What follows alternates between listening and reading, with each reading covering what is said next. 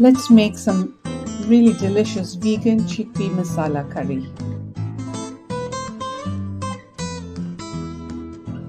The first step, line up all your ingredients together. This is a great way to make sure that you have everything in place before you start your cooking process. This is a list of what you'll need for the dish. I do suggest using fresh ingredients unless you don't have them. Here's a list of the spices. Some of them are optional, and you will find most of these available at any large grocery store. Don't forget that bunch of coriander.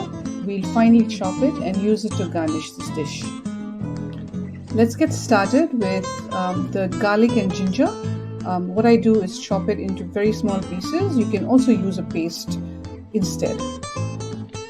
Next is dicing the onions, and for this dish I've used red onions, but you can also use white or sweet onions, but I do recommend the red one. Now it's time to get cooking. So get your pan ready and heat it up, and then place all the spices next to it so it's easy for you to start adding them to the pan. Though this dish can be made oil-free, for this version I have used a virgin camelina oil. Feel free to use any cooking oil that you prefer.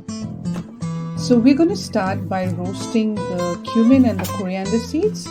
You'll soon start smelling both these spices.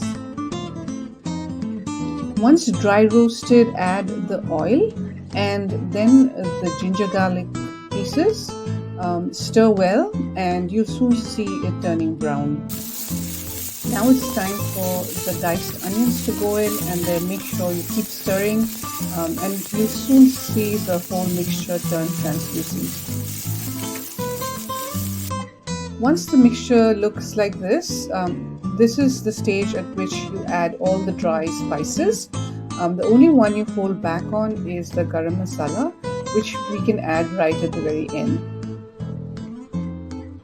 Add the bay leaves and don't forget to take them out before serving the dish. The tomatoes are now ready to go in. Once you add the tomatoes, you can also add the tomato paste if you want, but that is also optional.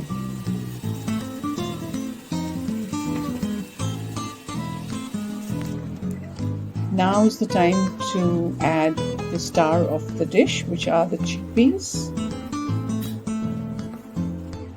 Here's when you add the coconut milk, pretty much right towards the end. You can add a little more or a little less depending on how creamy you like the curry.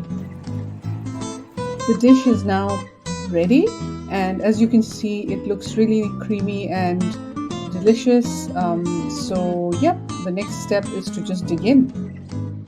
And there you go. You have this really delicious and easy to make chickpea masala curry. This curry can be served on a bed of rice. I've used a brown rice, which tastes really good along with the flavorful curry. Enjoy!